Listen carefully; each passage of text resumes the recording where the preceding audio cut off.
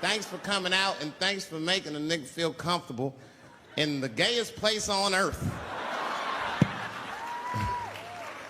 You guys got Disney World jealous out this motherfucker. Man, I didn't really think it was that gay at first. I was like, what is everybody... Because when I was coming out here, everyone was like, man, that place is really gay. I was like, what the fuck is everybody talking about? It's not so gay. And then I wandered into that Castro. God dang, I said, this is America's anus right here. This shit is deep. Went to that Tenderloin. It was nothing tender about that motherfucker at all. That shit was rough. The opposite of tender. I have never seen crack smoked so casually before. These niggas was sitting in front of Starbucks smoking crack and drinking coffee. I said, this is off the hook. Talking about politics.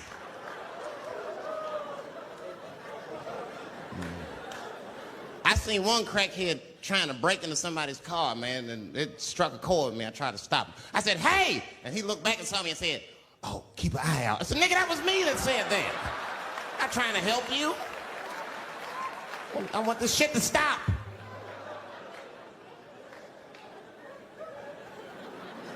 Crackheads are like that. I had a crackhead break my car window one time. Broke it! You know what he stole? Fucking candy bar I had lying on the seat. That's all he took. It's a goddamn candy bar. I was so mad. I drove around the neighborhood for 5 hours looking for a crackhead with chocolate on his face. I did that. I finally found when I grabbed that motherfucker and said, hey man, what's all this chocolate on your face, motherfucker? He looked confused. Chocolate? This is doo-doo, baby. I said, ah! Oh, man. This place is insane. But you know what I like about San Fran, and the reason I picked this city to do my special is because of all the major cities in America, somehow people get along here better than anywhere else I've seen in the country. That's right. That's right. And I always admired San Fran for that. And today I realized how you did it. Put all the niggas on the other side of that bridge. There's nothing, this shit ain't happy on that side. You leave San Francisco like, bye, thanks for coming to San Francisco. Come back in April, we're having a sale on Birkenstocks. As soon as you get to the other side, welcome to Oakland, bitch. Quick, quick.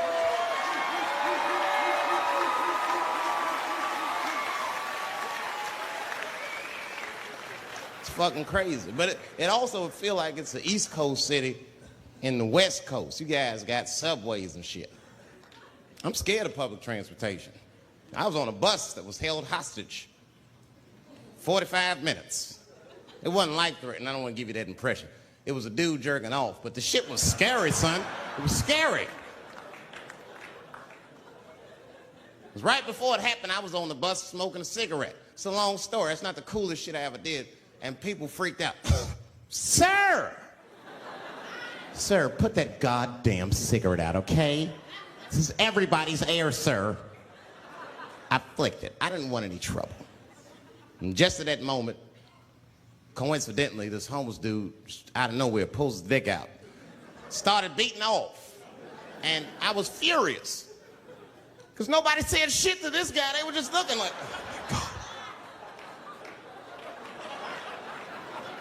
I was the only one on the bus that had the balls to say anything to him. And it's not even like I was brave, really. It was that, you know, I was sitting next to the motherfucker. I had to say something.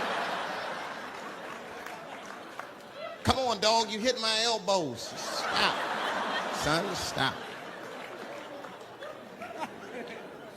That's all I said. I didn't want to say too much. Guys beating off on the bus means there's something wrong with this motherfucker. He's not wrapped so tight. I didn't want to push him over the edge. As soon as I said something, all these dummies on the bus, now they're brave. He's right. Put your goddamn cock away. I don't want to see this anymore. I don't want to see it either. Yeah! Now the guy flips out. All right, everybody, back up. Back the fuck up. I tried to be nice about this. Now everybody freaks out. Oh my God, it's a biological attack. Oh. I'm caught in the middle. I can't lose my cool. I said, hey, everybody, just calm the fuck down or you're gonna get me shot. Let's all just be cool. Let's do what this man says so he'll leave us alone. Now everybody gets quiet.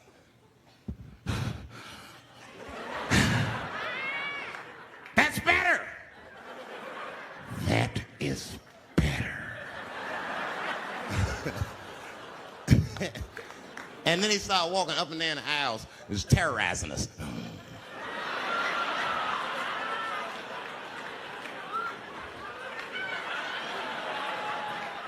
And then he starts making demands. You in the pink shirt, squeeze your tits together. Oh God, no, no.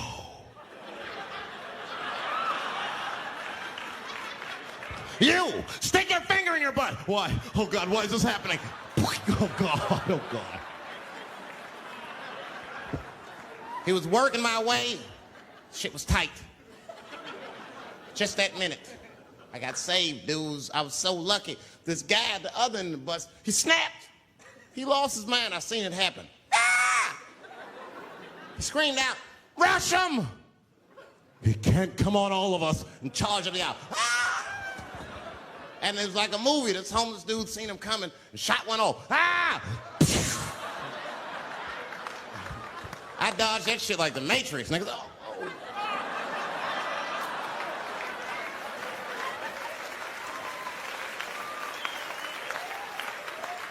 The guy behind me wasn't so lucky, y'all. No!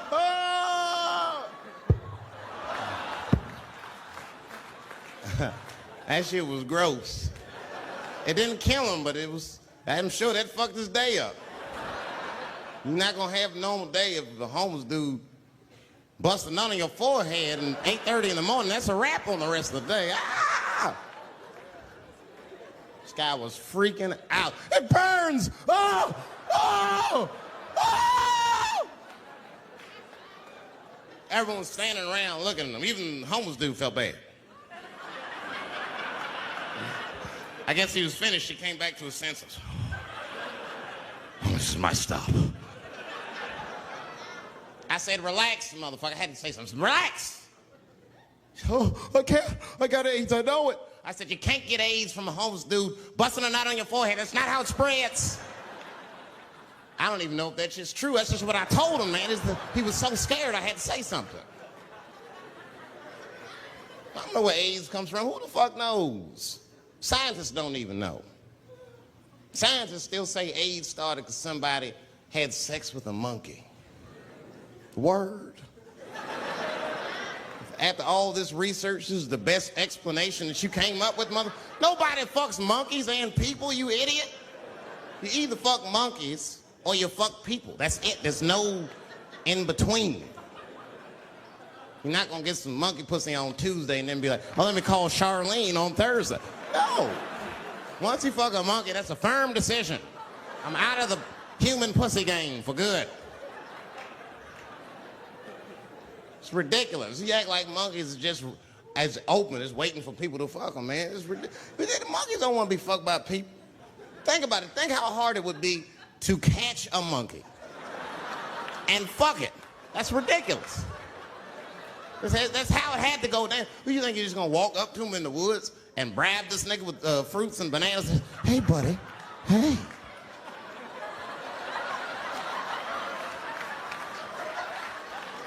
Yeah.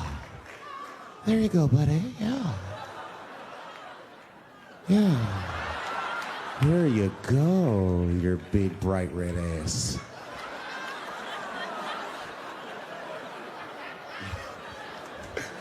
This big, bright red booty. You know how strong a monkey is? Would rip your dick off like the celery stalk. Just throw that shit in the tall grass to never be seen again. Hey, dog, we gonna go to the club, pick up some girls. You trying to roll? Nah, man, I'm cool. I'ma stay home, dog. chill with my monkey. You know how long it took me to train this monkey to suck my dick without peeling it?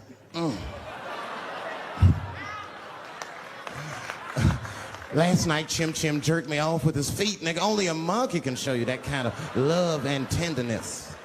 So y'all can keep fucking these people if you want, niggas. More monkey pussy for me. Hooking up with an orangutan next week. That's all I fuck is chimps and orangutans. You know who I feel real bad for is Indians. Everybody feels bad for Indians. They get dogged openly because everybody thinks they're dead. These motherfuckers are not all dead, all right? With my own eyes, I've seen a gathering of 1,500 Native Americans. They were all gathered in one place. The place is called Walmart in New Mexico. There's Indians everywhere. I'd never seen Indians before. I wasn't even sure if they were Indians. It's fucked up, but I asked one of them. It's not nice, but I seen him in the sports section looking at bows and arrows. I had to say something. Excuse me. I don't mean to be rude. Are you an Indian? And he was cool. Yes. Yes, I'm Indian. Still didn't believe him. I had to test him to be sure. This is fucked up. But I had a gum wrapper in my pocket, so I balled that shit up and I threw it on the floor. And a single tear came out his eye. I said, oh, shit. I had so many questions. So what tribe are you from? I am a Navajo. I said, word. I studied you in social studies. You're a hunter-gatherer, correct? He said, I guess so. That's what you wish to call it. I said, why? What do you call it? He said, I am an alcoholic.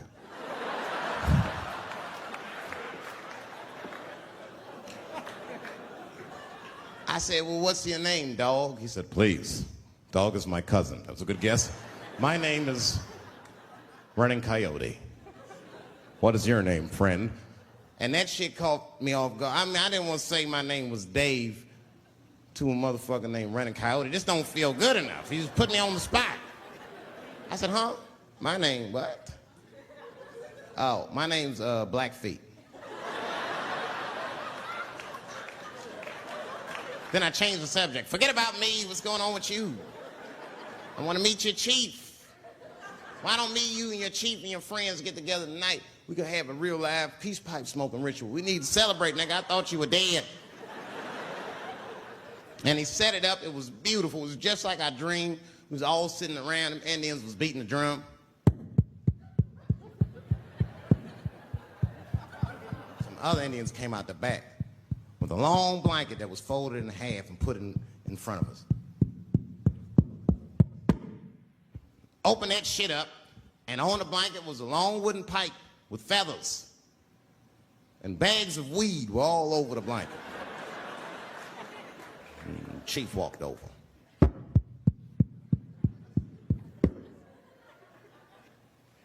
The big ones are 50. The little ones are 25. And these are 10.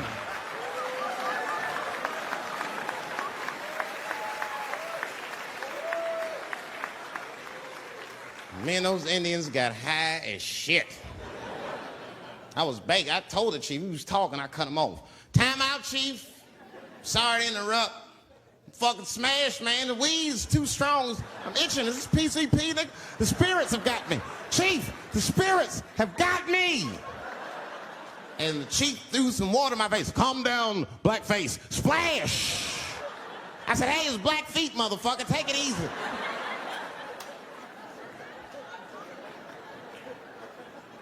Blackfeet, you're welcome to stay amongst me and my tribe for the night until the spirits leave you. And they gave me my own teepee to sleep in, which sounds nice. I personally felt like it was a little fucked up You know, because they all had houses, man. It's like, why can't I sleep with y'all in the house and watch TV? Nigga, I can't be on this grass all night.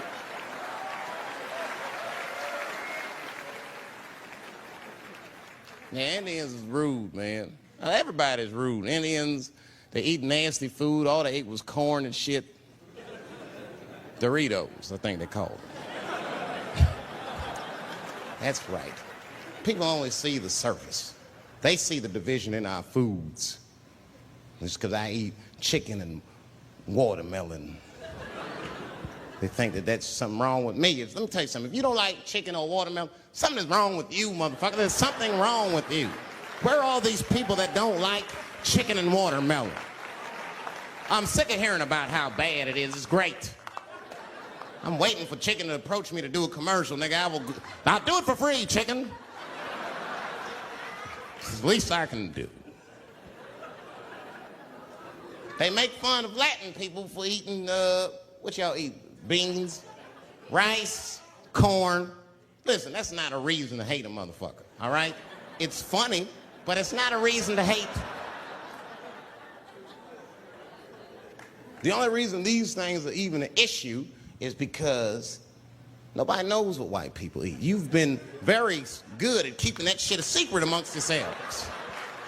I study white people. You don't know that. I'm writing a paper on you. Not even for school, nigga, just to do it, just to get, I'm just doing independent research. I'm spending my money, that's why I'm working so hard. I follow you around grocery stores. They freak out. I just try to peek in the cart. They always say, get away from my cart, nigga. What are you looking at? Chicken and giblets are over there. You must be lost. These are vegetables.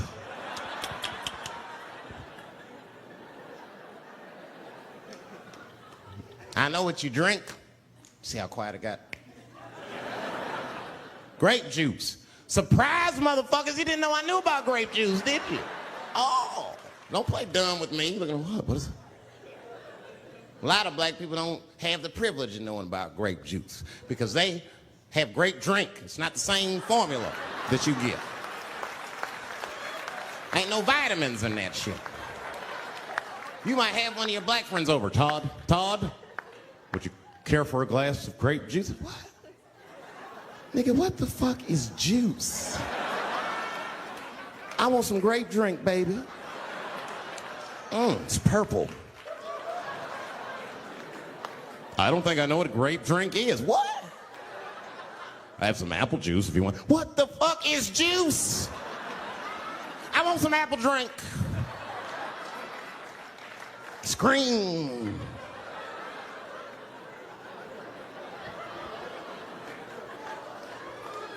Remember that commercial for Sunny Delight when all the kids run in from outside playing? And they all run to the fridge. All right, I got some purple stuff, some Sunny D. As soon as you say Sunny D, all the kids go, yeah! Watch the black kid in the back. If you ever see that commercial again, look at that black kid. He'd be like, I want that purple stuff. That's drink, nigga. That is drink. They want drink. I want all them vitamins, nigga. I want drink. Sugar, water, purple. That's the ingredient. Sugar, water, and of course, purple.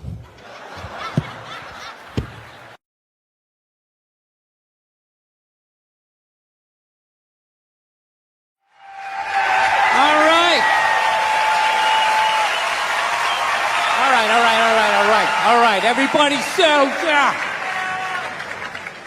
I want to get a gun. I do. I really do. I never had that feeling before till I moved out to Los Angeles. This city just messes with your mind, you know? It's overpopulated, technically doesn't have a water supply, right? The dollar's crashing. Shit keeps you up at night. You're just thinking, what am I going to do when the zombies come? Right? Start reading up on shit. Get some powdered food. Plant some zucchini. Get a windmill. Right? And that's all well and good. But if you don't know how to fight, all you're doing is gathering supplies for the toughest guy in the block. Right? thinking about that. What am I going to do? Some dude turns me upside down, starts shaking the gold coins out of my pockets. I got to get a gun. So I'm on the road, right? I'm in Reno. Great gun town. So I go down to that little gun store, right?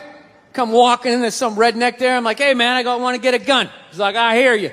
What you looking for?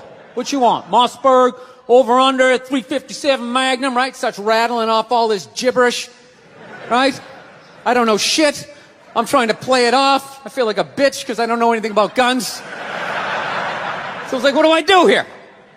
Hell, I'm going to go with honesty. I go, look, dude, I don't know anything about guns. They terrify me, but I'm worried about the zombies. All right? Dude's just like, you need a shotgun. You need a shotgun, man. It's got a good spread. It's easy to load, doesn't have a lot of working parts, got a good spread. He kept saying that. It's got a good spread. I'm like, what does that mean? He goes, well, it means you ain't got to be that accurate. It's got a good spread. Further away you are, the more shit you hit. It's got a good spread. In fact, you got a problem over here, you ain't even got to look. You just turn, wow, that's it. You ain't got a problem over here anymore. Anything that was even remotely a problem ain't there anymore. Trust me. And then these people here, they saw what you just did here. You ain't got a problem here either. Feel me? 90 degrees taken care of right there. One shot. These people get smart, flip it over. Wow! That's it. It's got a good spread. So I'm like laughing my ass off. I'm like, dude, look, I just want to shoot the guy. I don't have to do a bunch of drywall work, you know? Reframe my diploma. Get my parakeet another friend, you know? I just want to shoot the guy. So I'm like, you know, how about one of these pistols? So he does like that classic, like that redneck trailing off thing, like, you want a pistol? Go ahead, get a pistol. What do I know? I just been here 20 years. You know? Get a shiny one, right? So I was like, dude, what's wrong with getting a pistol? He goes, I'll tell you what, buddy. Because life ain't a movie. You feel me? I'm like, no. Can you please stop speaking in these backwoods riddles? Can you just say what you're saying? I told you I don't know shit about guns. Come on, do me a solid here. He goes, well, look, you ever watch a movie? Guy go, blah, blah, blah. He kills 3 people. Real life, man, you miss. You miss all the fucking time. You miss enough times, man, you're empty. You might as well just be standing there with a big stapler in your hand. Then what you gonna do? I was like, well, fuck it. Let's get the shotgun. So he's all ready to box the thing up, and then I'm like, wait a minute. I live with my girl. I can't just show up with a shotgun. Right? That's not some shit you can just come home with. If I found this stool on the side of the road, I can come home with this. Look at it. We can refinish it. We can carve our initials in it. We can have a good time, right? You just show up with a shotgun. Hey, I got it for us, right? One barrel for you, one for me? No. So she kiboshes the whole thing. Till the other night, somebody broke into our car sitting in the driveway. Starts fucking with her head, right? So she starts reading up on guns, you know? But she's reading too much, because now she wants to get one, but she's just like, well, I heard you got to keep the bullets in the safe, keep the stock in the garage. And then what? Then what? I run around the house and assemble it? There's some dudes chasing me with an axe? You know? Even thinking this thing through, sweetheart. Just running around. Where's the scope? It's in the living room. He's in the living room! No, we're getting this thing. I want that fucking thing loaded right on the bedroom wall. Right there. I'll put that thing on my jam sleeves. Just like that. There's no other point. That's funny, though, when you talk about getting a gun, you know? People, like, they either totally for it or completely against it. You know, they either go nuts and start screaming, right? Or they start throwing out those stats. Yeah, actually, you increase your chances of getting shot by 80% the second you get a gun in the house. Really? What, because I'm going to load it and shower with it? Like, The fuck? I know it's dangerous. You get a pool in your backyard, you immediately increase your odds of drowning in your backyard, right? You couldn't do that before. Now you step on a rake, in you go. No, I'm telling you. I don't buy into any of that shit. Stats are so fucking stupid. You know? Not that they're stupid, it's the way people apply them. You already have your mind made up, and then you go to I'mRight.com, you start memorizing a bunch of shit, and then just throw it up at people. This guy tried to get me to go scuba diving. I go, I'm not going. I don't want to get eaten by a shark. He's like, well, actually, 90% of shark attacks actually happen in shallow water. It's like, no shit. It's where the people are. It's called the beach. 90% of people are frolicking along the coastline. It's like there's people swimming to Europe. Let's go to Iceland, you pussies. Right? I don't know.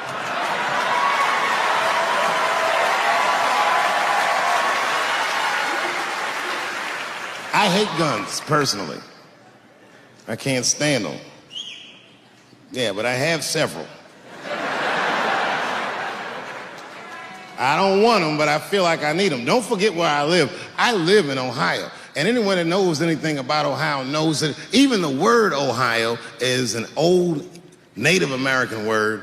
It means, literally, land of poor white people.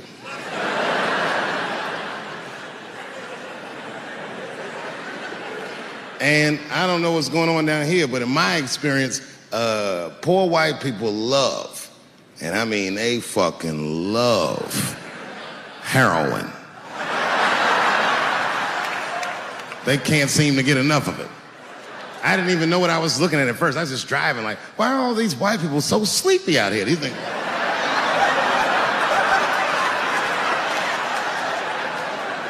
It's really bad. As a matter of fact, I was coming out of a nightclub the other night in Dayton, and I'd parked my car in the alley, and no one was out there. I didn't have no bodyguards or nothing. I was home. I figured everything was fine. And as soon as I opened my car door, all by myself, suddenly one of these heroin-addicted whites just pops out of a trash can. It scared the shit out of me. I screamed, "Ah!"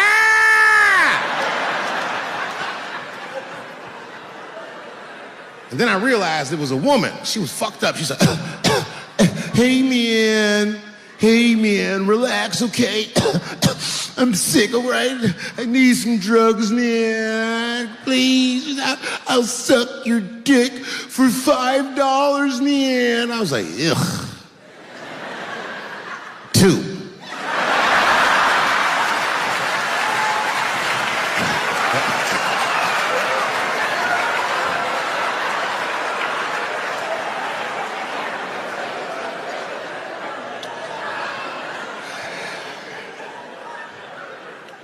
Obviously, I'm joking. This opioid crisis is a crisis. I see it every day. It's as bad as they say. It's ruining lives. It's destroying families. Sadly, you know what it reminds me of, seeing it? It reminds me of us. These white folks look exactly like us during the crack epidemic. You know, it's really crazy to see. And all this shit they talk about on the news about how divided the nation is, I don't believe it. I feel like nowadays we're getting a real good look at each other. It's wild because I even have insight into how the white community must have felt watching the black community go through the scourge of crack. Because I don't care either. Hang in there, whites. Just say no. What's so hard about that?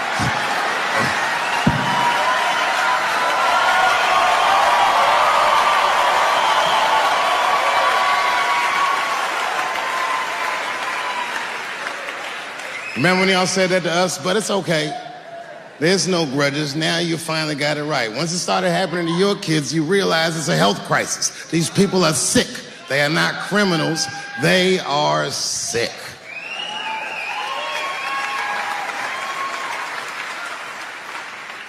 Be that as it may, I'm armed to the teeth.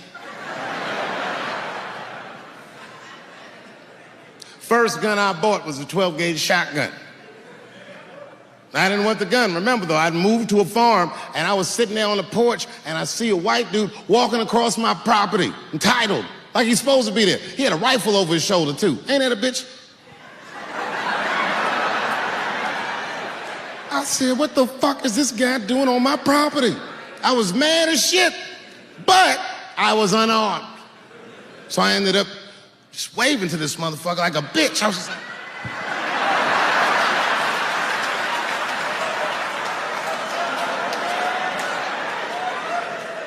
And as soon as he got far enough away, I ran to my car and sped to Kmart. This is in a rural white area. And remember, I was nervous because the guy was on my property. I'm black and I was sweaty. You know what I mean? And I ran to the gun counter, black and sweaty, sweating and black. And I looked up at the nigga, I was like, I look like a slave or something.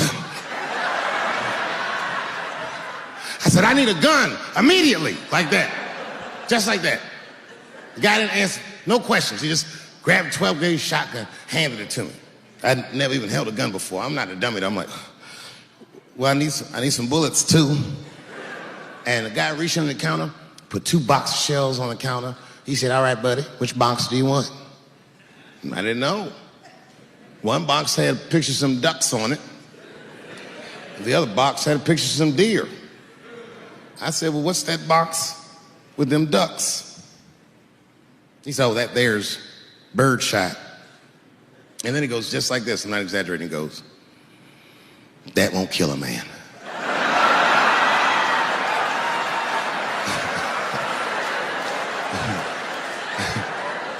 He said, it'll just pepper him up nicely. I said, what the fuck?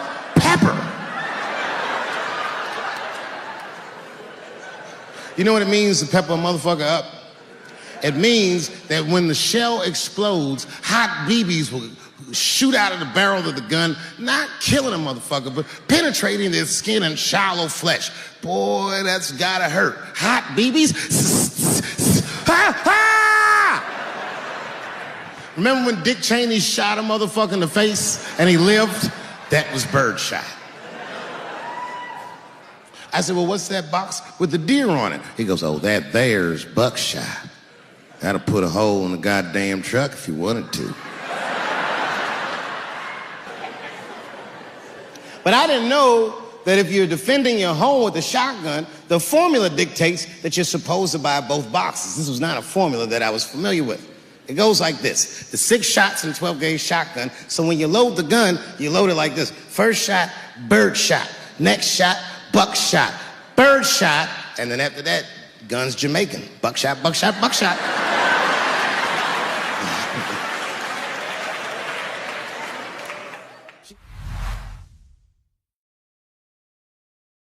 The only thing in our society that bothers me the most is the way that men and women don't get along no more. That's really what's bugging me about it. Men and women just don't get along. Like I hear women say this all the time. I know a lot of you sisters be like, chivalry is dead. Don't you? Don't y'all feel that way? Like men aren't gentlemen anymore? That's right. Chivalry is dead. And women killed it.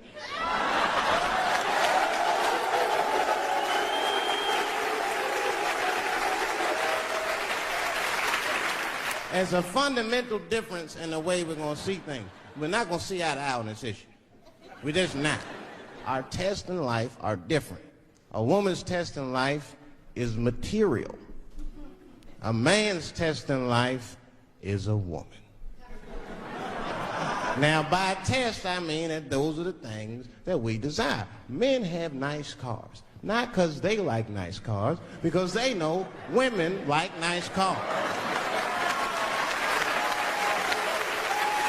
That's how it goes.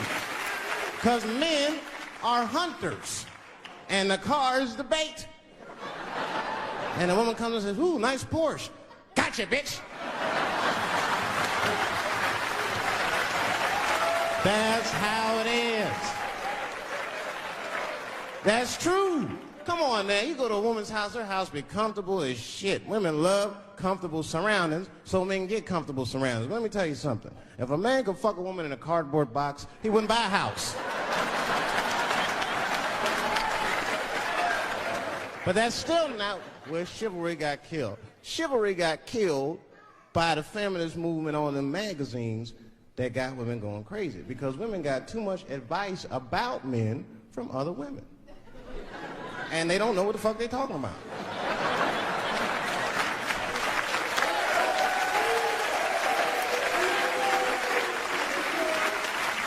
And it's true. I see this shit in the magazines.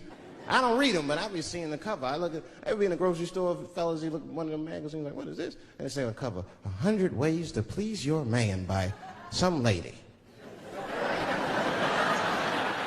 Get out of here, man. Come on. Ain't no 100 ways. That list is 4 things long. Just suck his dick, play with his balls, and then fix him a sandwich and don't talk so much, and they're gonna be happy. Yeah.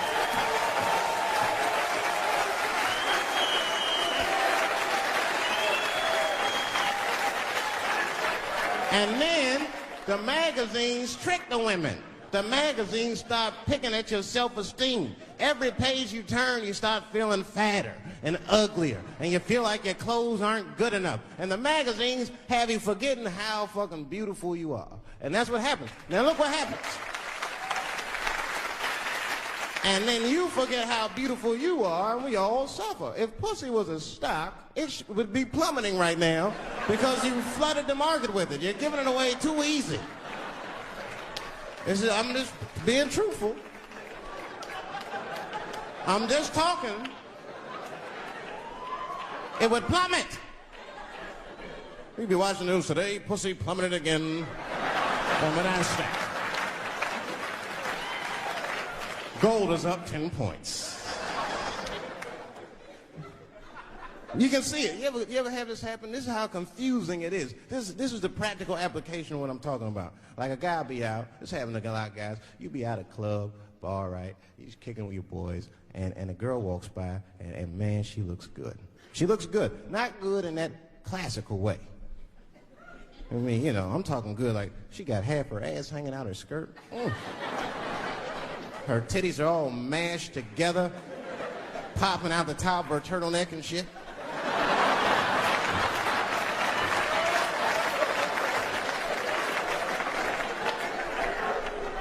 And you with your buddies, right? You with your buddies, you got a couple drinks in you, and you see a girl, you might try to talk to her. This might not come out right. I don't know what you say, but damn, look at them titties. Right?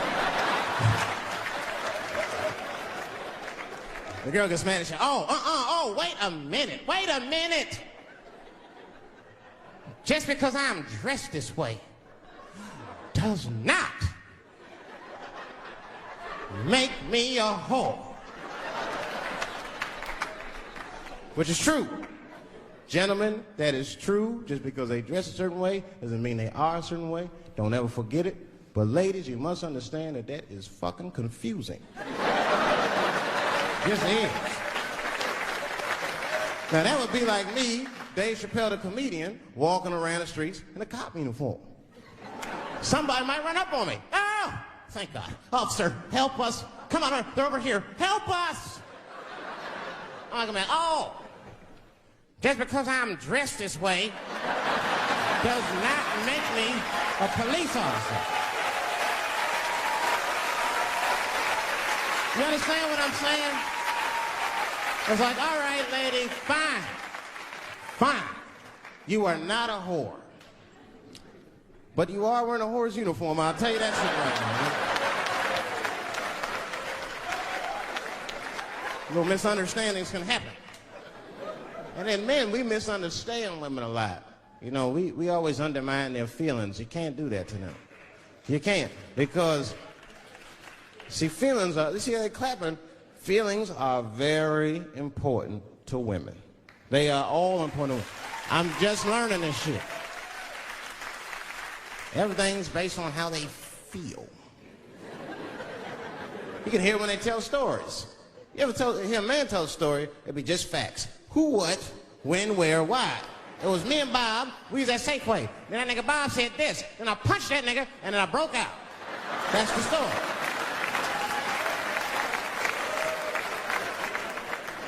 That's the story. Women tell stories, all these feelings. Well, first of all, you have to understand, I was on my period, and I just talked to my mother, so I was feeling like, God damn, so many feelings. What the fuck happened? Get to it. But I gotta talk about them.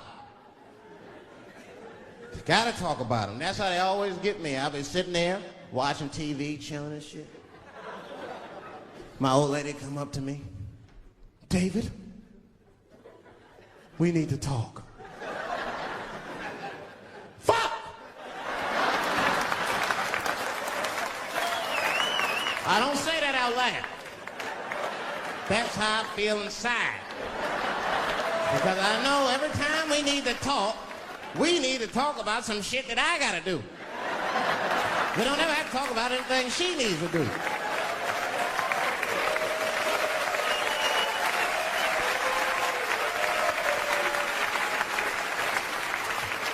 She leaves me defenseless. I have to do what I have to do. David, we need to talk. Nah. Don't do that to me, David. This is serious. Stop talking in that voice. No, see. I gotta do this, see. Ah, see.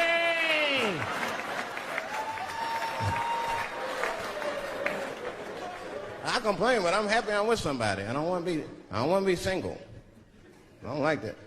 Sometimes you go to them single clubs, you see too much. I was on the road, one club, and I seen a thing they call a thong contest.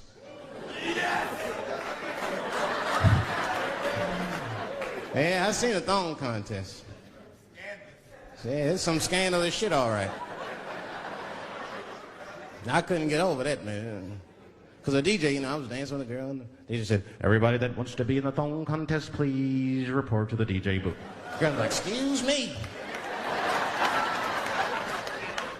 They put on that song, so let me see some thong, thong, thong, thong, thong, thong. Them girls was going off. Some of them pulled their pants down, some of them pulled their skirts up, all of them just shaking their butt. Some of them didn't even have underwear on, they was just fucking shaking their butt. I mean, really, I was fucking disgusted. But I couldn't turn away.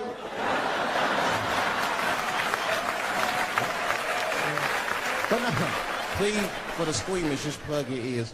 All right, one of the girls, you get so into it, there's no cops around, right? But she actually, I'm sorry to tell y'all this, she spreads her butt cheeks open. She spreads her butt cheeks open in the middle of a crowded disco, right? I was disgusted because I was like 10 yards away from her. I was like, oh my God.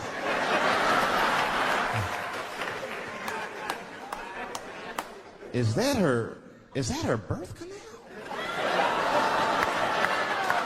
Oh, it gets worse.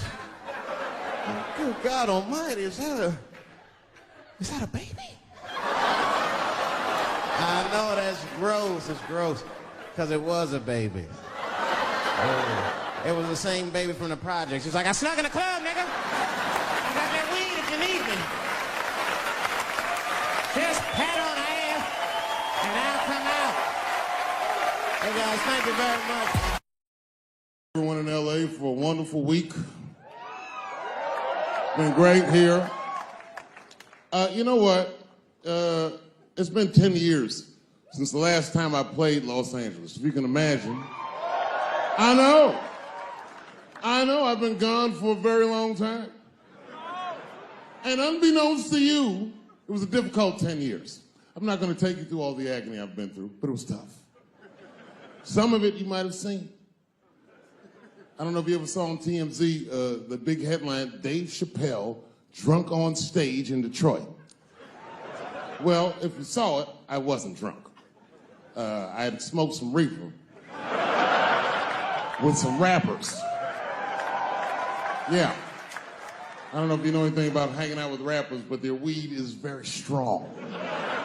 Stronger than what I was accustomed to. The article goes on to say I was booed off stage, which is also incorrect. I was booed. I did not leave. It was a long bump. It was a fucking nightmare. 2 puffs of weed, that's all it was. 2 puffs. I never had that happen where I take 2 puffs of weed. I looked at the guy next to me, I was like, I'm gonna bomb, nigga, I can feel it. And that guy called my name, Dave Chappelle. Niggas was like, you know, normally when you do a comedy show, you guys don't know what it looks like up here, but niggas be just looking up at you like. That's how the show started. Didn't take long for the faces to switch up, like, what the fuck? I started looking amongst themselves. So I knew I wasn't doing good. I don't remember what I was saying. It just took one person to break the ice. It's a black lady with the Ford Motor shirt on. Stood up suddenly. Fuck you, Dave Chappelle. I said, excuse me? She said, I worked all week for this shit, and this show sucks. And in a weird act of racial harmony, a conservative white guy stood up and backed her up. Yeah! The whole crowd band together and started chanting, we want our money back. We want our money back. I said, oh shit. I snapped out of it. Good people of Detroit, hear me. Hear me now. You will never get your fucking money back. Fuck that. I said, I'm like Evel Knievel. I get paid for the attempt. I didn't promise this shit would be good. Boo, they said, fuck you. This went on for a long time. And then after the show, I felt so bad, I took half of the money from the show, thousands of dollars. I said, I'm gonna give this to charity. You know what I did? I bought $25,000 worth of bubble gum and drove around Detroit and handed it out to the homeless so they could chew it and still be hungry.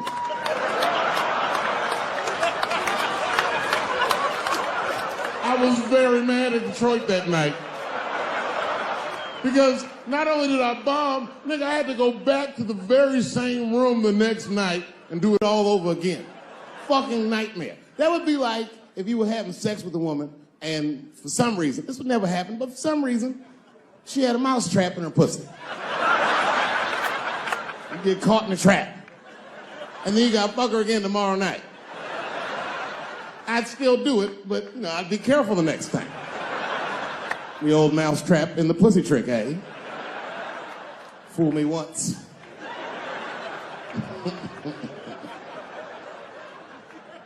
Yeah, it was a tough time. And I wanted to give up sometimes. I almost did give up, but then right before I gave up, I decided not to. But I made the call. They answered the phone. Hello? Dancing with the Stars. I said, not yet. Not yet. Yeah. Oh, if you see me on that shit, it's over. Trust me. My spirit is broken. If you see me waiting for them judges,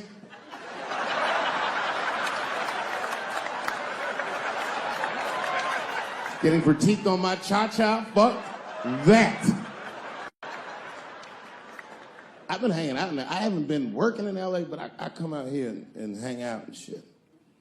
I was out here a few weeks ago. I almost got arrested. I'm not bullshitting. This happens to a lot of black people. What happened was, I was coming out of one of those nightclubs in Hollywood, and my friend saw me. I guess I was wobbling or something. So he just rolled up. It was a good friend of mine. He was like, hey, Dave, give me the keys. And I was like, all right, nigga, just take the keys. And I got in the passenger side of my car, and he drove it. And it was fine. Just talking, chopping it up. And then on the 10, the blue and whites hit us. Now, I should tell you, the friend that was driving me was black, which really doesn't have anything to do with the story, other than to let you know there was fear in the car. Not my fear. I'm black, but I'm also Dave Chappelle. So I figured, you know, shit'll probably be fine.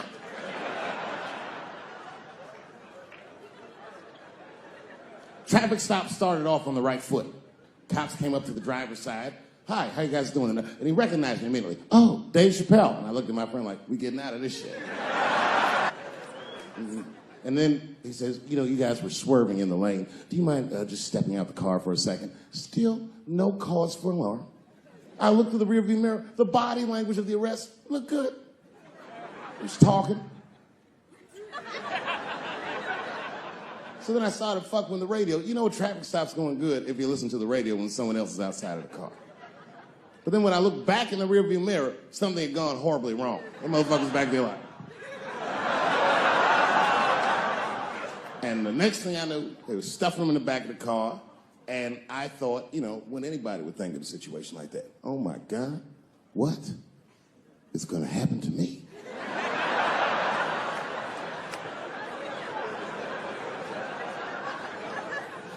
And the police walked up to the window. Mr. Chappelle, we had to arrest your friend. He refused to take our breathalyzer test. I said, that motherfucker. Not complying, that's odd. So, officer, what's going to happen to me? Well, you're fine. We're just going to have to ask you to step out of the car so we can impound the vehicle, and we'll arrange for you to have a ride home. I said, oh, well, nah, I would rather you just give me the keys. They said, Mr. Chappelle, your friend already told us he's your designated driver. We can't look good. And then suddenly the shit turned into Vegas. He was like, I'll let you blow for it. I said, excuse me? He said, if you blow in my breathalyzer. I said, oh, nigga, I thought you was trying to get your dick sucked.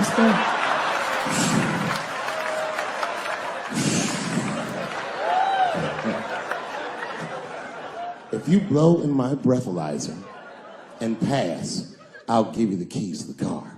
I said, yeah. Set him up, nigga, let's play. And I blew in that thing, and it made a noise. I said, uh-oh. And he looked at it and he said, oh, well, Mr. Chappelle, I guess you're free to go. I said, I am. I didn't know that thing didn't pick up weed. I drove home on the 30 miles an hour. Yeah, it all worked out. It all worked out. I'm one of the lucky ones. It doesn't work out that well for everybody. I saw that videotape of that lady that got beat up in L.A. in the traffic. You see that shit on rush hour traffic? They beat a black woman up. It was so fucked up it didn't even go to court. The city of L.A. just gave that woman $1.5 million for her pain and suffering. That is not bad, considering that's the same amount of money that Marcos Maidana made to fight Floyd Mayweather the second time. And this woman obviously hasn't trained a day in her life. You can see it on the tape. She didn't come to fight. Her guards were low. She was taking a lot of shots. A lesbian woman that tried to sell a story about me to TMZ. Thank goodness TMZ could see right through the sham of that story. This woman claimed that I beat her up in a nightclub because she was a lesbian. That is fucking crazy. Bitch, I didn't even know you was a woman.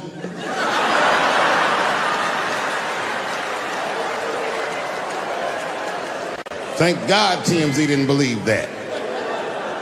Because I did beat the shit out of her, I'm not gonna lie. It was her fault, I had no choice. I came in the club minding my own business and a woman came up to me, she goes, oh my God, Dave Chappelle. And I was just being reciprocally nice. Hey, miss, how are you, blah, blah, blah. But not talk, nothing to it. And all of a sudden, this lesbian fellow stepped between us. Hey, nigga, that's my girl. I said, yo, my man, back up like that. She said, I ain't backing up off shit, nigga, that's my girl. I said, bro, you're gonna have to give me 3 feet like this. She said, stop calling me a man, motherfucker. I'm a woman. I said, what?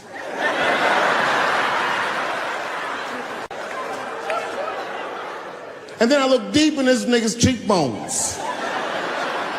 I said, oh my God, you are a woman.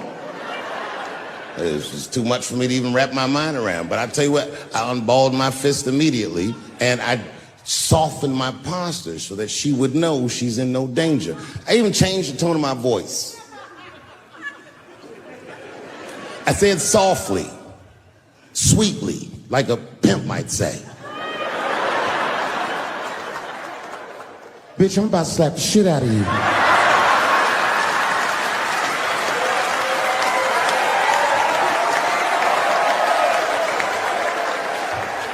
I shouldn't have done it. Oh, I wish I didn't say that. She dropped that foot back. Boop. She was in a perfect southpaw stance. Her shoulders were angled correctly. Her head movement was good. I said, oh no! This bitch boxes for real. She threw a wild hook at me and I saw it coming from yesterday, so I slipped it like this. I had no choice. I had to go to work. I let that jab go. You should have seen me go, nigga. I tenderized them titties like chicken cutlets.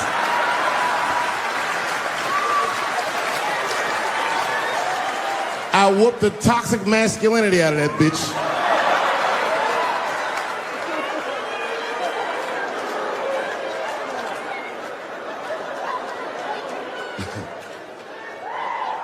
That's why I don't go out no more.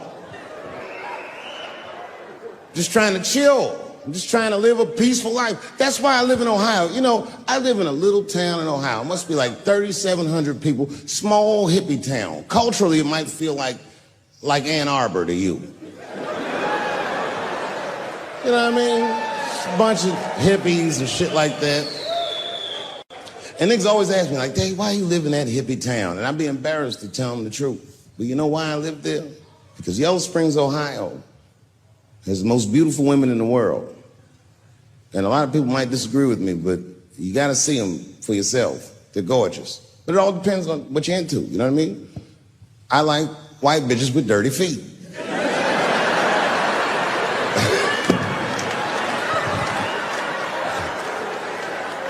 If I had a strip club in Yellow Springs, I would call that shit strippies. All naked hippies all the time. And I'd only hire girls with long titties and long vagina hair that looks like they slept on it. And I would keep a pile of dirt right next to the stage. I come like, bitch, get your feet in that dirt and get up there and give those people what they came to see. Chalk up, bitch.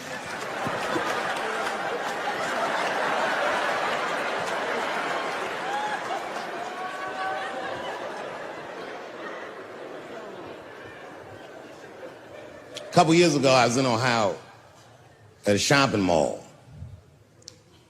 An old white lady, this is true, she was following me around the mall, which sounds paranoid, but I'm sure she was following me. Mean lady, too. You ever see a woman with lines on her face that just tell you, like, even if she smiled, it looked like it would hurt the muscles in her face? I knew she was following me because she was at places that had nothing to do with her. I'd be looking around like, what is this old bitch doing in GameStop and Foot Locker and all the places I like to go? Every time I see her, she'd just be looking at me all mean. And eventually I forgot about her. So then after I'm shopping, I go all the way to the back of the parking lot. I'm parked all the way in the back. And as soon as I open my car door, I hear a voice go, Dave Chappelle. Just like that. I didn't even have to look. I knew it was her. And I looked back and sure enough, there she was, that face. To be honest with you, she probably wasn't even that old. She's probably around my age. But she was a white woman. This bitch looked terrible.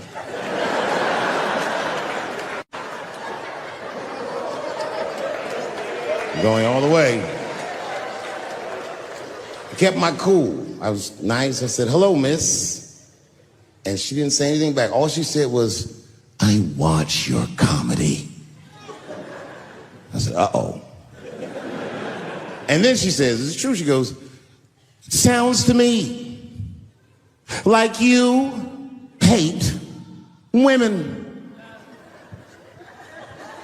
I said, well, you know what, miss? It's art. And you're free to interpret this art however you'd like. But I can tell you, as the maker of this art, that I don't believe that I feel that way. And she said, well, I think. And I said, shut up, bitch. Shut the fuck up. Before I kill you and put you in the trunk. Ain't nobody around here.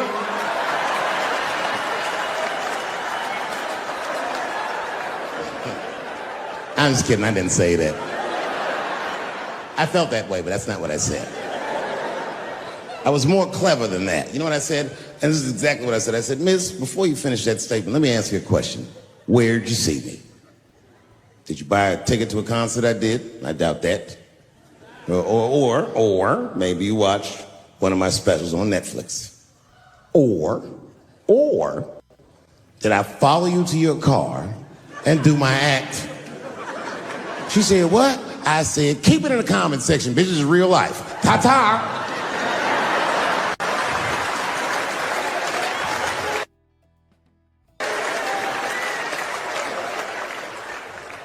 And then I drove off. Now, I got to tell you, and this is going to surprise some people here, but not everybody. People say things to me all the time, but what you don't know is it does affect me. I think about it. And that one bothered me a lot. I was driving home, couldn't stop thinking about what this woman said because she's not the first woman that said that to me. It's puzzling. You know what I mean? Like, what could I possibly be saying that would make these bitches think I hate women.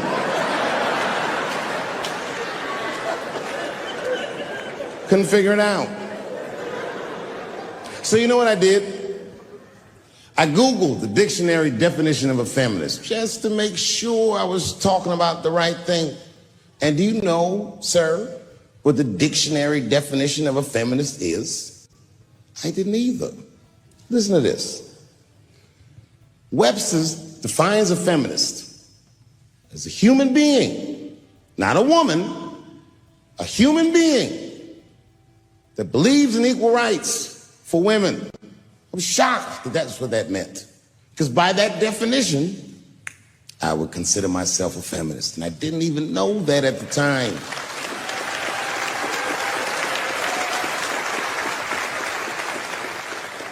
All these years, I thought it meant frumpy dyke.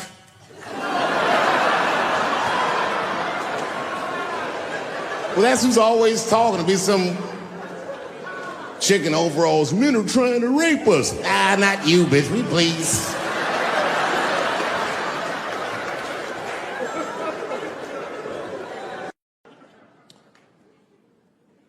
The second time I met O.J. Simpson,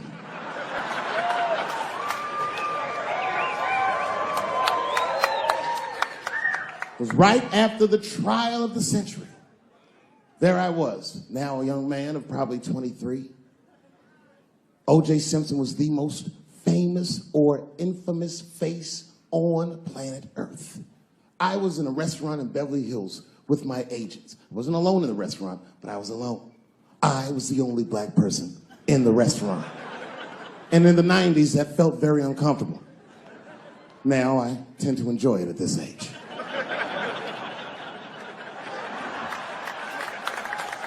I was having dinner with my agents, celebrating a deal that they told me was lucrative, but I later learned fucking sucked. And suddenly, a group of women walked by. Every race was in that group. Black, white, Asian, Latina, white, and white again. They were all gorgeous. I watched them walk by. Then, I saw a familiar face. Al Collins, the man from the infamous Bronco check, towards the door. Couldn't believe what I saw. And then, close behind him, was O.J. Simpson, newly released from jail. The restaurant fell still. I was shocked. I didn't mean to say it out loud, but it just came out. O.J. He stopped, turned around to see who said it, saw my black face, and correctly assumed it was me.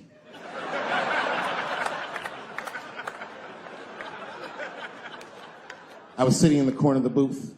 He leaned over all the white people I was having dinner with and shook my hand. How are you, young man? He looked in my eyes, and I could see in his eyes that he didn't remember meeting me the first time. And then he walked away. And I looked back at my agents, and all of them had nothing short of disgust on their faces. And the only one with the courage to voice their disgust was a woman named Sharon, who used to represent me. How could you, she said. How could you shake hands with that murderer? I said, Sharon, with all due respect, that murderer ran for over 11,000 yards.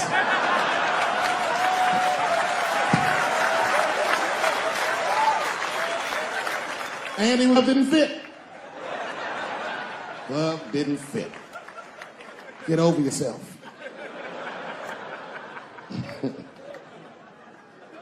Some people can't do that. Some people just can't get over themselves. Gay people have a hard time doing that recently. Here we go. Here comes the deep water.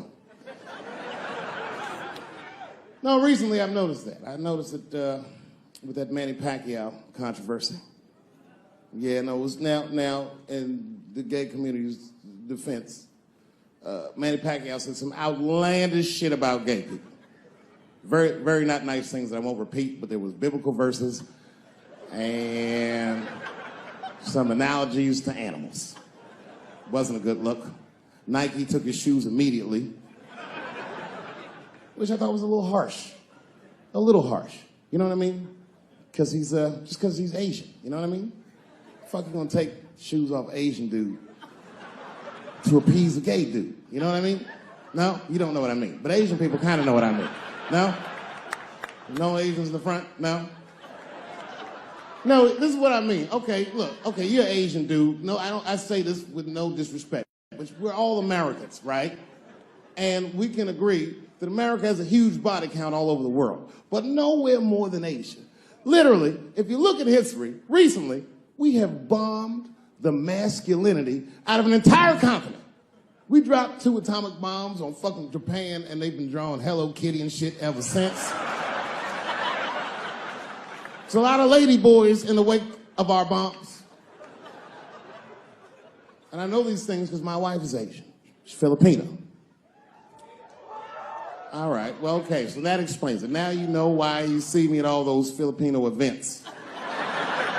I'm not there picking up pussy, I'm dropping some off.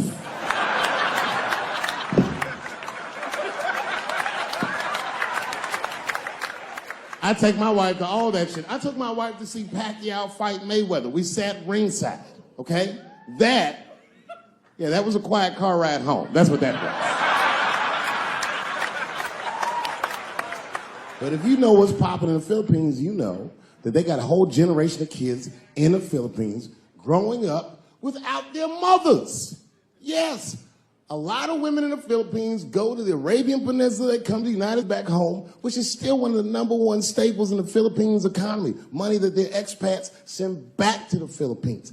The men, on the other hand, are left rearing children, twiddling their thumbs, waiting on their wives' checks. These men have been fucking emasculated.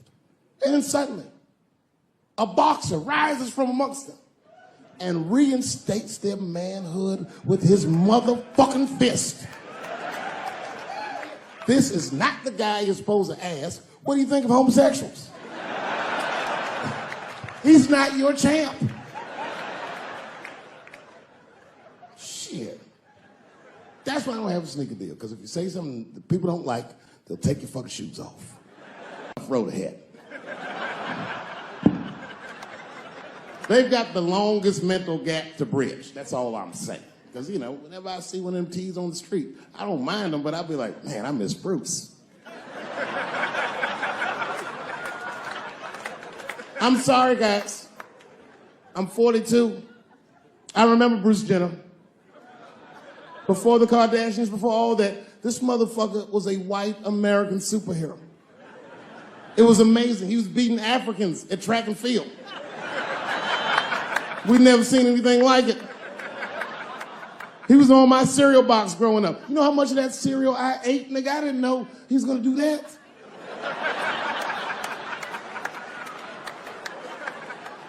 I knew before you guys knew.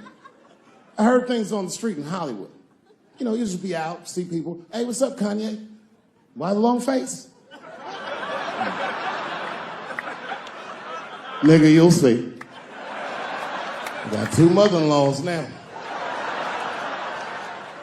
And when I heard he was gonna do it, I was scared. I didn't think the public was ready. I didn't think the media was ready. And you know what? I was wrong. Never seen anything like it. Welcome to the world, Caitlin. So long, Bruce. Hello. Somebody called me a nigga in traffic last Wednesday. It's so long, it takes a minute.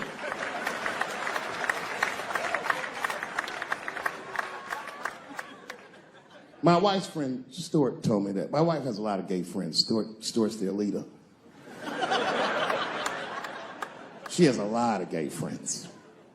And I don't like them.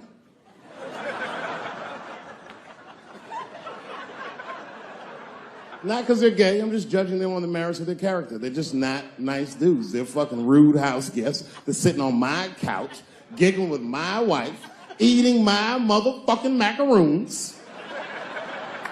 And I come in, they act like the party's over. Hey, Stuart, what's going on? This guy talks to me the way a cat would speak if a cat could talk.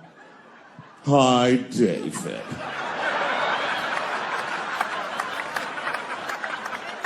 Stuart, what's all the beef, man? What's going... He always wants to have some kind of gay political argument. The last one was about a petition in federal court to take the words husband and wife out of the law. I said, well, why would you want those words out the law? He said, because it discriminates against same-sex couples. I was like, niggas, please save me the semantics. Just trust me, take your chips and get the fuck out of the casino. You're about to decide, talk that over amongst yourselves, and whichever one of you is gayer, that's the wife.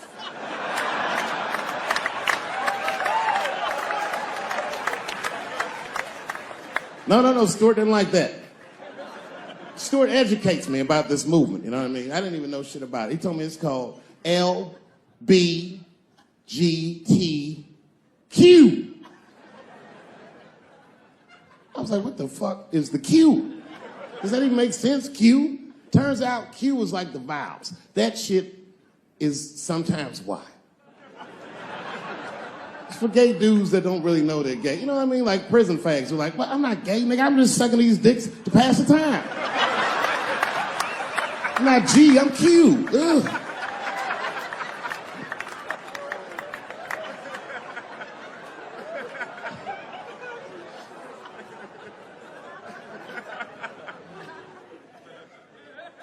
I think, okay, again, of all those letters, the T has the toughest road ahead.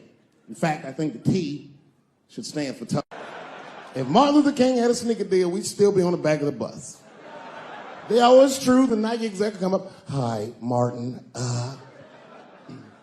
we need you to tone down the talk of civil rights and blacks being humans. It's upsetting our southern distributors. But I don't understand. I thought that's why I had a sneaker deal in the first place. Not quite. Really, it's a walking shoe, and we like the marching, but try to understand. Fuck that shit. You know, I get it, though. I understand why gay people are mad, and I empathize. You know what? I'm just telling you, this is a black dude. I support your movement, but if you want to take some advice from a Negro, pace yourself. These things take a while. Just because they passed the law doesn't mean they're going to like you. Brown versus Board of Education was in 1955. I was shocked. Is this happening? Wait a minute. Is this a time in American history when an American can make a decision for themselves, and even though other Americans don't understand it, they'll support it and let this person live a happy life? Is this what's happening? If it is, then good for America. That's Dave Chappelle, the American. Although Dave Chappelle, the black American, he was a little jealous. I was like, how the fuck are transgender people beating black people in the discrimination Olympics?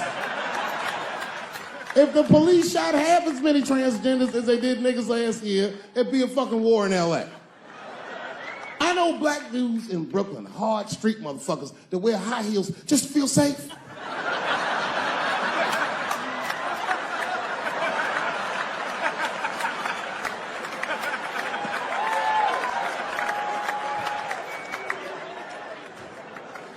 Transgenders are gangsters. I used to do business with a transgender in Hollywood. Man, everybody would be scared of her in the boardroom. She'd walk in there, newly minted woman, high heels, purse. Shit.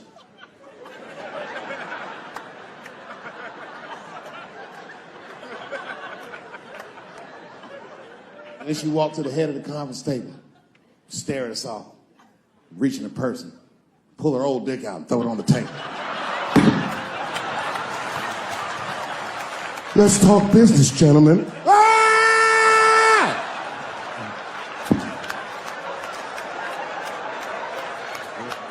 Shit is scary as fuck. If your best friend pitched that to you, you'd be horrified. Yo, nigga, let's go to the hospital and cut our dicks off and make pussies out of them shits. What? Can't we just get matching jackets or tattoos or something? Sure, that's what you want to do? There's only one way to find out, nigga. Wu-Tang, bow, bow. Let's go to the club and trick niggas into fucking us, yeah. I know it's fucked up, but I tell you the truth. You know, everything's funny. Everything's funny till it happens to you. 3 months A mere 3 months after that terrible attack that Chris Rock endured, I was on stage at the Hollywood Bowl, and a lunatic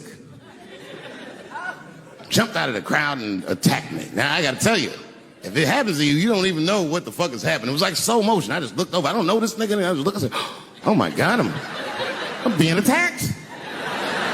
And this motherfucker was ragged. He jumped at me. He was like, ah! I'm old, but I'm fast. I caught this motherfucker's head with my hand and pulled his hoodie over his eyes. I can still feel his head in my hand. It was spongy. He had been growing dreadlocks. Not the beautiful dreads that Rastafarians grow. These were accidental LA homeless dreads. This shit had leaves and sticks and bottle caps and shit in it. Some kind of grease. I was like, ugh, like this. And then I fell down. And he knocked me all the way on the ground. And I was like, man, this is a bad situation. I'm like, I don't know if I'm gonna die or what's gonna happen. But in that moment of vulnerability, you know what occurred to me that had never occurred to me before in my life? In that moment, it occurred to me that bodyguards should not wear dress shoes to work. Travis! This nigga Travis came out slipping and sliding on some kind of beautiful loafer and fell flat on his back. Pop! I said, oh my God. Now both of us are down. I gotta handle this shit myself. So I popped that back, boom. And then the kid that knocked me down, he popped out, boom. And we looked at each other and realized at the same time, I was bigger than him. And that motherfucker took off running. And I started to chase him and I said, fuck him. And I picked the microphone up. So I'm gonna finish this show now. That's right.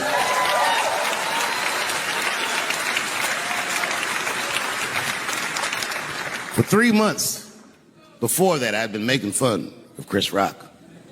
And people would ask me all the time. They'd say, Dave, what would you do if you were Chris Rock and Will Smith slapped you in the face? And to this day, the answer is the same. Well, I don't know what I would have done. I've never been in a situation that extreme. But I do know now what Will Smith would not have done. And that is enjoy the rest of his evening. Man, listen. We gave that kid a good while. We was whooping his ass. Not we. I mean, I was on stage trying to think of a joke to tell, but they was beating this nigga up right behind me. Everybody could see it. Everybody could see it. And I'm sitting up there trying to think of what to say. And I'm tongue-tied. Me, of all people, can't think of anything to say. Look at my karma. Just that moment. Of all the people in the world, Chris Rock walks from backstage, walks up to me in front of 20,000 people, grabs the mic out of my hands and looks at the crowd and goes, was that Will Smith? Man, motherfuckers fell out of their chairs laughing. I was standing there looking stupid. I was fucking furious because I'm thinking in my mind, nigga, this is my attack. You got attacked 3 months ago. Now you have jokes.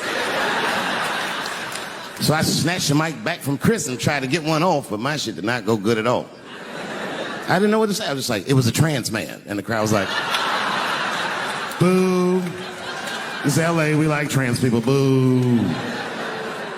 I know, I felt so bad. I felt so bad. But I know why I did it. You'd have to be there to understand, but man, when that guy tackled me, it was like it's like a movie or something. You gotta picture this. Picture a famous person you like. Every famous person you could imagine was at that show. It was like the biggest night that Hollywood had ever seen. And when that guy tackled me, he cleared the bleachers.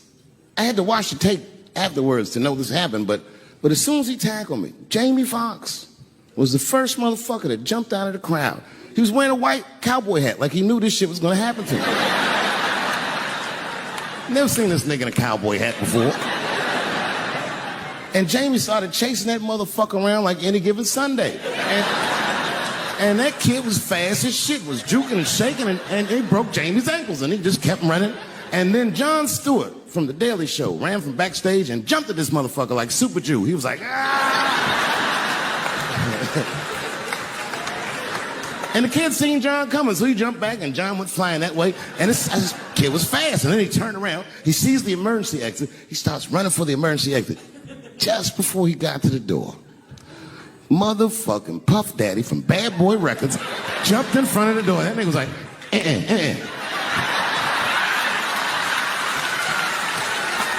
Boy, Puffy got that motherfucker. And then every celebrity just ran out because every celebrity saw themselves in me and they just started beating the fuck out of that kid.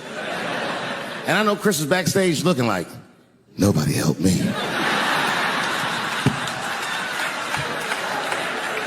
Everybody hates Chris.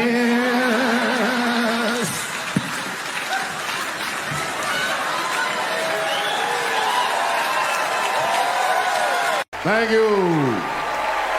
Thank you. I like not knowing what's going to happen.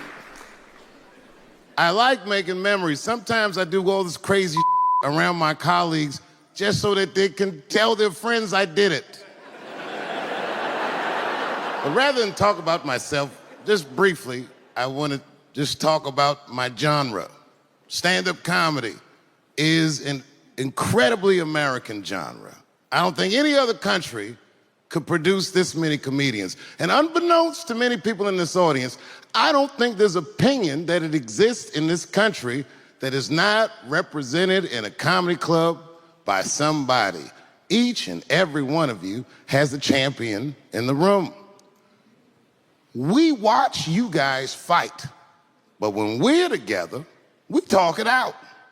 I know comics that are very racist, and I watch them on stage, and everyone's laughing, and I'm like, that mother means that.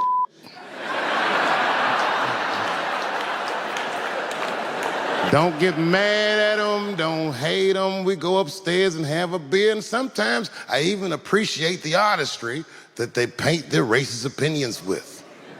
Man, it's not that serious. The First Amendment is first for a reason. The Second Amendment is just in case the first one doesn't work out.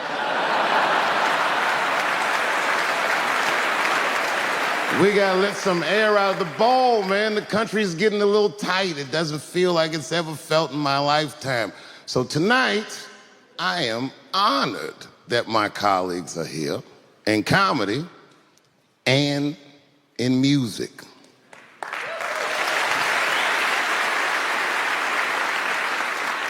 And I want everyone in America right now to look at me.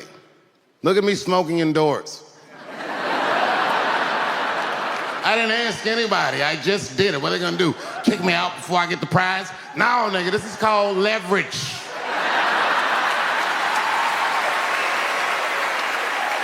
The thing that I liked best about tonight was that I saw so many people from different parts of my life, like friends that I grew up with here in DC, friends of mine from Ohio then and now, friends of mine from comedy clubs, all the musicians that blew my mind. You guys have no idea how you inspired me. I want to give a special shout out to my OG, Tony Woods. Miles Davis has a quote. It's one of my favorite. Miles Davis said so much cool shit, but one of the things he said I always loved, he said, it took me years to learn how to play like myself. You know, he would watch other musicians and he would try to play like Dizzy or Bird, or all the guys who were great. Tony Woods was my Dizzy and Bird if I was a Miles. I was trying to play like you. You were the first person I ever saw do it absolutely right. You were fearless and you told the truth. There's something so true about this genre, when done correctly, that I will fight anybody that gets a true practitioner of this art form's way, because I know you're wrong. This is the truth, and you are obstructing it. I'm not talking about the content, I'm talking about the art form. Do you understand? Do we have an agreement? And what I really wanted to say tonight, and I'm glad I get the platform to do it, I'm gay. I am gay, and I can't wait to see what this does for my career, being gay like this. So many special shout-outs. One of the main architects of the comeback of the century, my brother and my mentor, the mighty Stan Lathan. I never dreamed that I would be able to work with someone as great as you. These last 5 specials, straight fire. I wouldn't want to do another special with anybody else but you. So eat your mother vegetables and live as long as you can, because we doing a few more of these bitches. Neil Brennan, your speech made me cry because it reminded me of all those hard days of work and all that money I never got for it. The other real special shout out I gotta make, because none of this would have been possible on any level without this person, is my mother. Mom. My mother. Mom. You have no idea what I put this woman through. If you had just given birth to me, that would have been more than enough. But the fact that she raised me and raised me well, we had a real oral tradition in our house. I knew the word griot when I was a little boy. A griot was a person in Africa who was charged with keeping the stories of the village. Everyone would tell a griot the stories, and they would remember them all so that they could tell future generations. And when they got old, they'd tell them to someone else. And they say in Africa, when a griot dies, it's like a library was burnt down. And my mother used to tell me, before I ever thought about doing comedy, she said, you should be a griot. And she'd fill me with every story of black life. You know, she's educated in African-American studies, and she would let me understand the context that I was being raised in, that I'm being raised in a hostile environment that I have to tame. By the time I was 14 years old, I was in nightclubs, mastering an adult world. It was terrifying. The crack epidemic was going on, and my mother would hear gunshots outside and be scared to death. Maybe it's my son. But early in my career, if you remember, Mom, you used to sit in the club with me. She'd do a full day of work. You'd be back there falling asleep, just waiting for me to go on. She would watch my show every night. Do you know how long that car ride is home?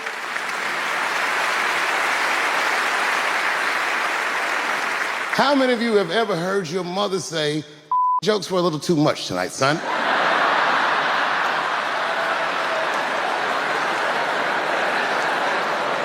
I was a soft kid. I was sensitive, I'd cry easy, and I would be scared to fist fight. And my mother used to tell me this thing, I don't even know if you remember, but you said this to me more than once. You said, son, sometimes you have to be a lion so you can be the lamb you really are. I talk this like a lion. I'm not afraid of any of you. When it comes word to word, I will gab with the best of them, just so I can chill and be me. And that's why I love my art form, because I understand every practitioner of it. Whether I agree with them or not, I know where they're coming from. They want to be heard. They got something to say. There's something they notice. They just want to be understood. Love this genre. It saved my life. So tonight, Mom, I would like to honor you in a very special way that I cannot do on my own. But because now I'm a man with great and influential friends, I'd like to ask my man Thundercat to come out on the stage. Thundercat, the mighty Most Def. Washington, D.C., thank you very much for giving me a home and a place to start. Today is officially Dave Chappelle Day in Washington, D.C. The mayor declared it last night.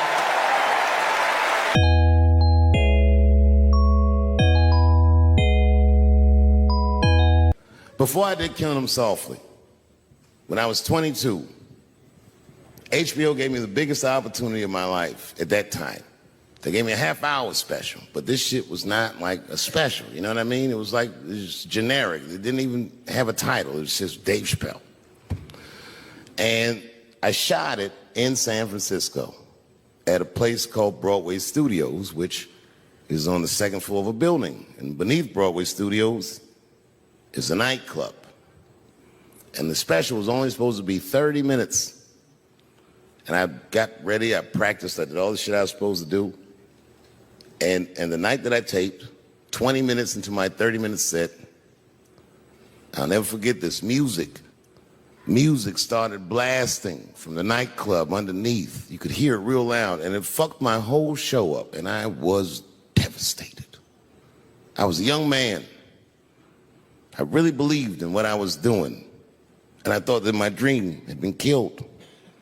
So when I got off stage, I ran down the steps to the alley behind Broadway Studios, and where the control trucks are parked, and I kicked that motherfucking door open, and I started yelling at all the producers. I was nobody in show business, just a guy that believed in us. I said, man, you fucked everything up. That fucking music, what the fuck were you thinking? And there was a guy who was a big-time producer, I ain't saying no names, and he stood up, and he said, hey, kid, sit the fuck down. He said, we didn't ruin anything. He said, we made a deal with that nightclub to not play music, and they didn't honor the deal. And I said, who didn't honor the deal? And he pointed to a guy. I'll never forget it. It was an old white man sitting in the Ford Taurus by himself. And he said, that guy right there. And I didn't waste no time or ask no questions. I went to that Ford Taurus, and I beat on that window, and I said, open the door, motherfucker, I want to talk to you. And that old man looked at me for 1 second and wisely drove the fuck off. And left me in the alley cussing at anybody who would listen. And 2 minutes later, literally 120 seconds later, couldn't have been any more than that, the doors of the kitchen in the alley of that nightclub underneath Broadway Studios flung open. And that old man was standing there, that same old man with reinforcements. He had 2 big goons with him, and he looked at me, and he was calm as a cucumber. He said, you, come here. I want to talk to you. I didn't know anything about the streets at this age. But I found out later in my life that these men were Russian mobsters. And I don't know what you guys know about the Russian mob, but these are the niggas that killed Denzel in Training Day.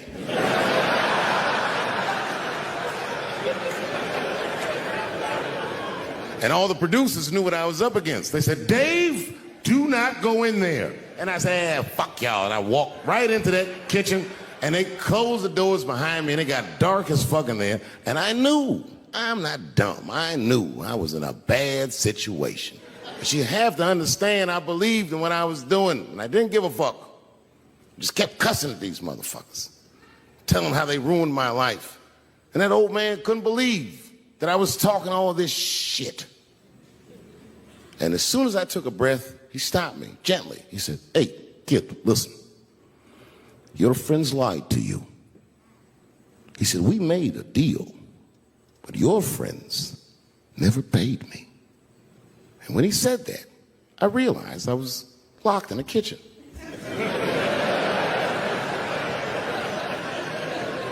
I realized he was telling the truth, which would make me wrong. And the very moment that I realized I was wrong, for the first time, I was afraid. You see, it's a funny thing if you believe you're absolutely right. You can get drunk off the feeling of how right you are. That's why gay people are so mean.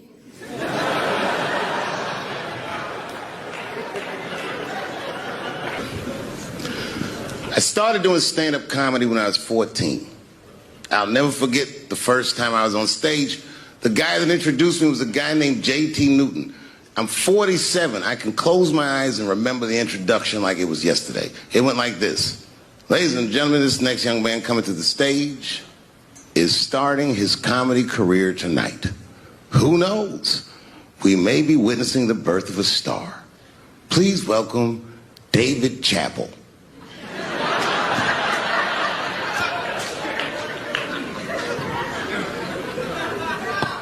From the first time that I ever held a microphone, I was sure this was it. I knew I was home. I knew I had found my thing. And my God, man, I was a child. I got good. Matter of fact, I was good from the moment I started. And I'm not saying this to be a braggart. I'm telling you the truth. These old niggas was in awe of me. How is this little boy so poised? They used to say. I was. I mean, you know, I got better, but I started out good. About a year into it, When I was 15 years old, I had written a joke during the AIDS epidemic about having a Goodyear condom. Something, I don't even remember the joke. Something about an industrial strength condom by Goodyear. I just remember all the comedians really liked that joke. And there was an older comedian.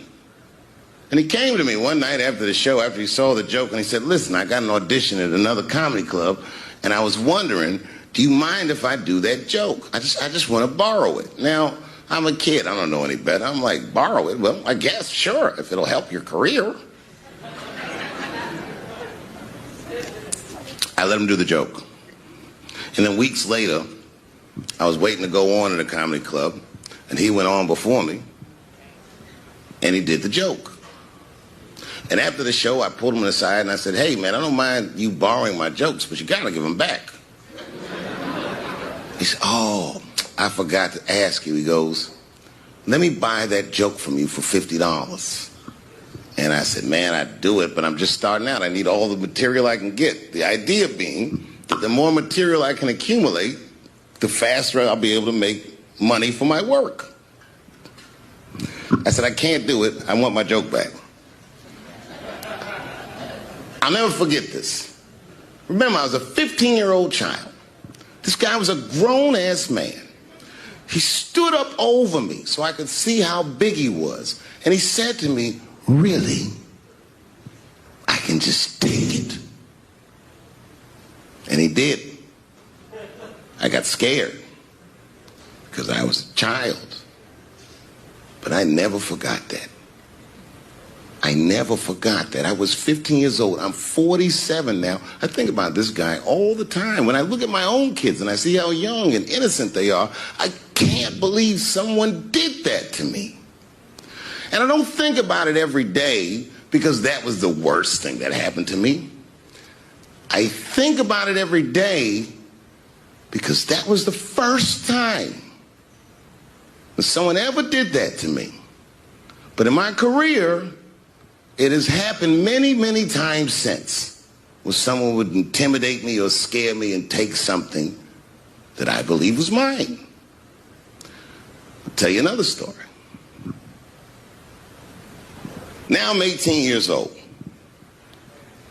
I'm living in New York City, and I just finished my first road tour, which was a very difficult tour. I'll spare you the details. Now I'm back in New York, but my rent is paid, thank God. And I have $60 to my name, and a woman that I had met in Pittsburgh, a bad Dominican bitch,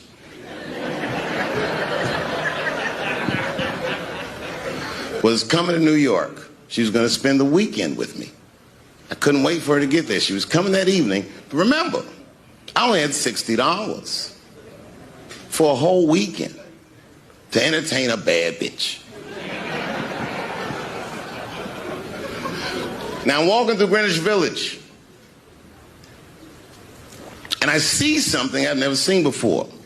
3-card Monte. You know what that is? Yeah, the guy had the whole thing. The table was set up, and he had the 3 cards, and the crowd was hooting and hollering, and he was like, find the red card, find the red card, and people were playing. Sometimes they win, sometimes they lose, but it was really exciting, and I'm standing there watching it, and I noticed while I'm watching them play this game that the red card, the one you're trying to find, had just a little bend on the corner.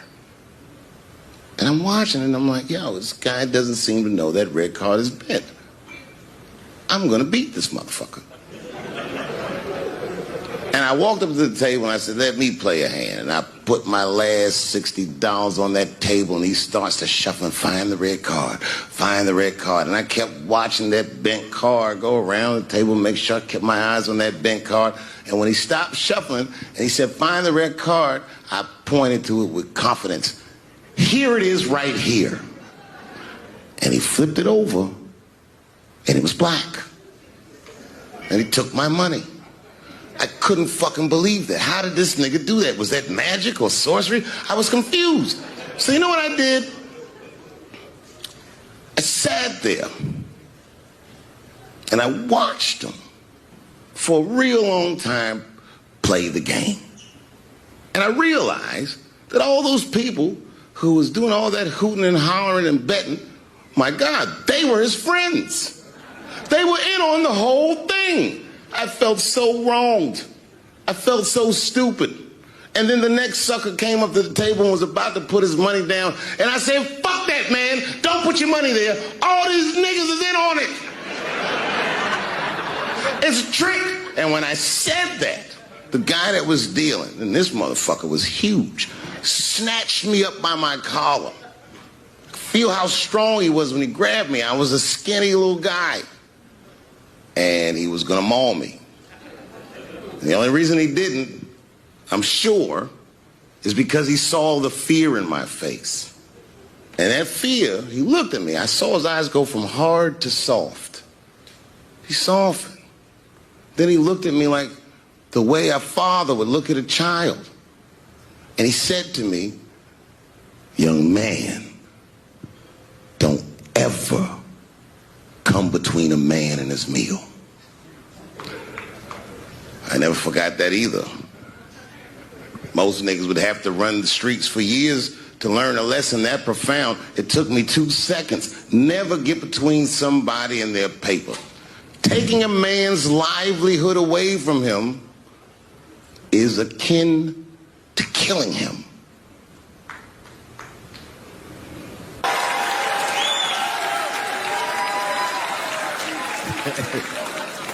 Look, it was way more intense than what you guys might have read. I don't know what you read, but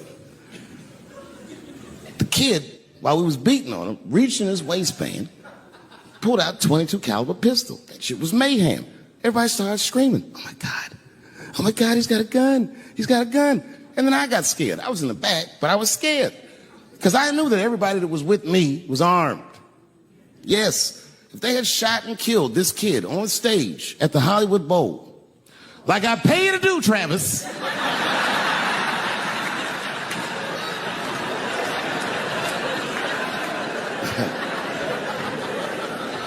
But Travis G'd up. Travis wrestled the gun out of the kid's hand, and then he took it like this and tried to chamber the round, and he couldn't.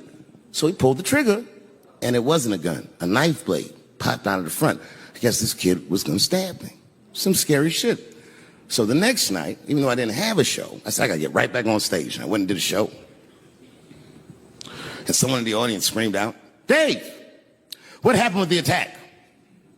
And I didn't know there was journalists in the room. All I said was that this nigga had a knife that identified as a gun.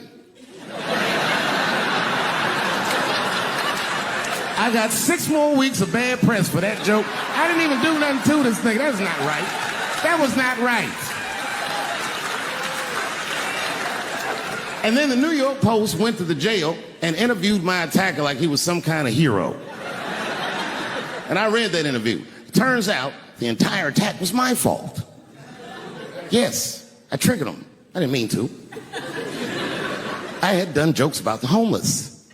And it turns out this young man was homeless. And I mean, there's no way I could have known this. But I will say, for a homeless guy, this nigga had incredible seats.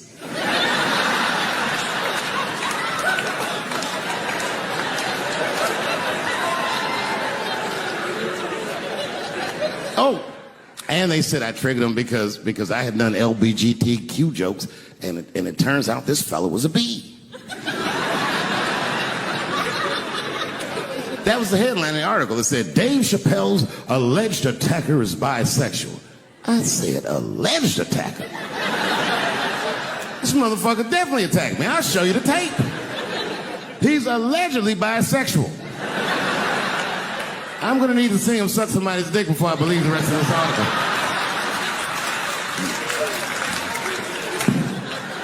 I read that shit in the paper. I was horrified. I said, oh, bisexual? I could have been.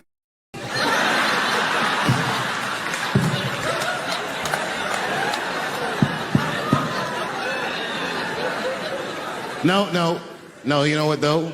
It's not funny because after all that madness ensued, I went to the hotel room. I was by myself and I opened the door and my wife was in there alone. She was sobbing, like sobbing. I said, oh my God, what's wrong with you, bitch? Did you get attacked too?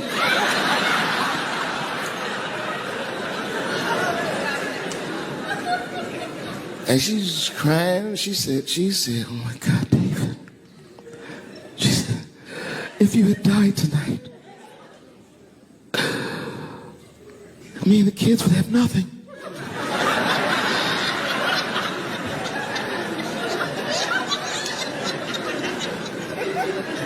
Then I knew it was serious. So I sat down on the bed next to her. And I reached in my pocket, I pulled some keys out that she had never seen before. She said, what are those keys? And I gently placed them in her hands.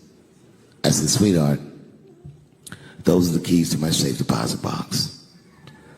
God forbid anything ever happen to me. But if it does, don't even worry about it. You and the kids have everything you need in that box. I've already taken care of it. And she was looking at them keys, and I could see her mind realize what we were actually talking about. And then she just started crying harder. And to be honest with you, that made me cry a little bit too. And we hugged each other real tight.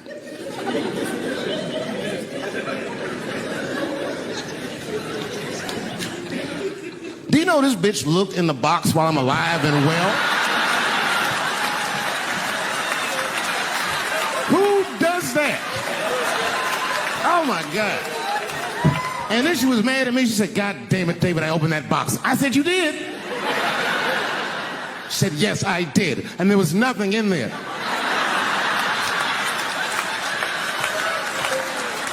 I said, nothing? Oh. She said, nothing except your stupid joke book. I said, whoosh. She said, well, sweetie, look. If you tell those jokes exactly how they're written, you and the kids should be fine. They're really good jokes.